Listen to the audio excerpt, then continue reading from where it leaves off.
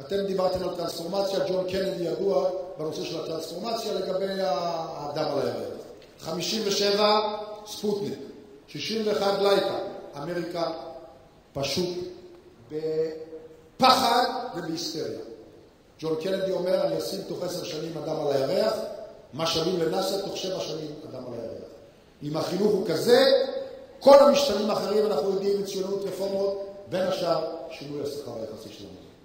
לגבי ההשכלה הגבוהה, אני מדבר בקצרה ואני רוצה להתקדם. לגבי ההשכלה הגבוהה, 3 פעמים הייתי יושב ראש ורה, 16 שנים הייתי נשיא אוניברסיטה. מה שקורה כרגע, אי ההבנה של הממשל של מערכת ההשכלה הגבוהה הוא מפחיד. נכון שיש בעיות בתוך ההשכלה הגבוהה. נכון שיש מוסדות מנוהלים יותר טוב ופחות טוב.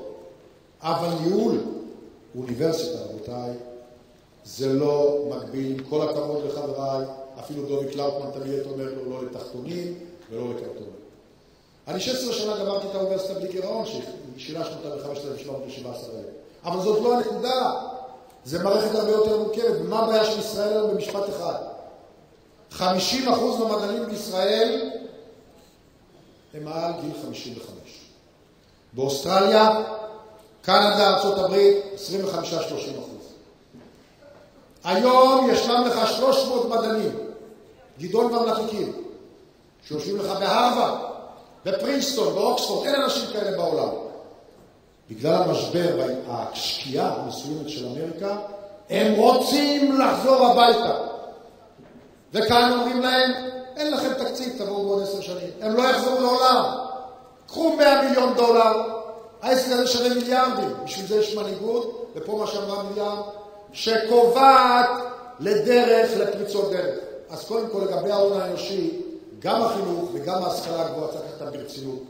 ולתת את זה להחלטות של מנהיגים, ולא להחלטות של ידידי הפקידים שאני מעריך רבים מהם, אבל זאת היא מדיניות שהיא לא ברמה של פקידות. לגבי ההון המבני.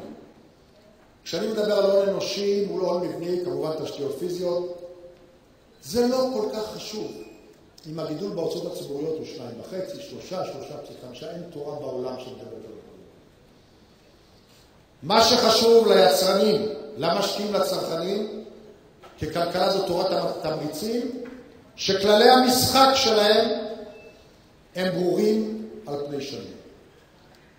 והקשר הגורדי, הפלונטר הזה, הביורוקרטי, פוליטי תחיקתי, שמולו עומדים נשיא האוניברסיטאות וראשי רשויות והאדם הקטן, ובעבורו אנחנו מפסידים 2% צמיחה כל שנה. אין דבר שאני ישבתי עם ראש הממשלה עוד לפני זה לשיחה אמיתית. אני חושב שהניאו-ליברליזם קרס ועבר מן העולם. ואני מקווה גם כן שנעצור את תופעות המשכורות העתק ורמות השחיתות האלה שקיימות. חלקם אי אפשר, זה חלק מטבע האדם עם העולם. אבל אם אנחנו חוזרים לכלכלת הייצור והידע, הדבר מספר אחד שישראל צריכה לעשות היום, רפורמות במשילות, לפשט תהליכים, כמה שיותר במנהל, דברים אחרים, כדי להעצים ראשי רשויות, להבדיל בין יקר וזולל, לתת לעוץ. רק אם היינו עושים את הדברים האלה בעצמם, יש פה כל כך הרבה סוכני שינוי בארץ, אבל נוצר מצב שסוכני שינוי נמצאים באיזה NGO קטן, נמצאים בעירייה, נמצאים באקדמיה, בעסקים פרטיים, הם לא רוצים יותר לבוא למערכת הציבורית, הוא חושב פקידי אוצר, שזה גם עוצמה וגם הכנסה עתידית. אבל מפני שהמערכת הציבורית הפכה להיות פלונטר היום, שמי שבא עם יוזמות, שוחקים אותו ונגמר. אני מקנא במה שקורה היום בוושינגטון. דוד ברודט ידידי, שגם הוא, במקביל למה שנעשה פה עם אלי הורוביץ ואחרים, כתב גם את החזון 2028, שמדבר על חלק מפריצות הדרך האלה, היה בוושינגטון לפני שבועיים. קוראים לי שם משהו נפלא. צעירים באים לוושינגטון, מצטרפים לממשל, הם רוצים לשנות את העולם. דיברת על חזון, על חלום. הם רוצים לתקן את אמריקה. בישראל רוב הצעירים לא מאמינים בפוליטיקה ובצדק. לא רוצים להצטרף יותר, כי אנחנו לא נותנים להם תקווה וכניסה. ותפקיד המנהיגות זה לחתוך בחרב אלכסנדר כדי שייכנסו. כדי שהם רוצים להוביל, ניתן להם מקום. וזה מחייב פה שינוי גישה. מילה אחת לגבי שיעור ההשתתפות. כשהם אומרים לכם כל הזמן מדוע ישראל לא צומחת, הבעיות המוסדיות האלה, פלס ההשקעה בתעשיות, וברור שזה לא רק הייטק. הייטק כבר אמרנו כל הזמן, זה 7% מכוח האדם. יש את המוטק, כמו שאנחנו מגדירים, לוטק, שהופך ל-Mind Oriented Technologies.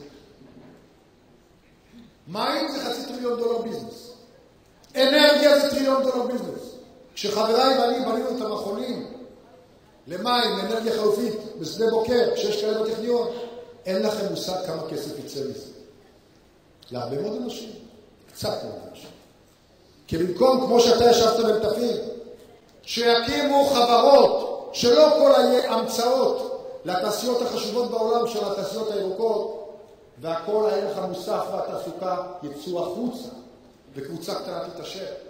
מפני שהמערכות לא נותנות פה לבנות במהירות מפעלים וליצור, ואז אדם אומר, עולם גלובלי, נמאס לי מכם, אני הולך למקום אחר.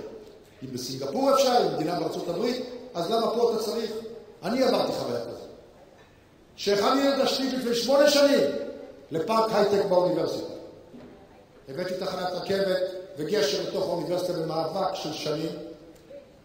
תורמים שלי מימנו את הגשר, חלק מהם את רוב הרכבת, והכנו 600 דונם.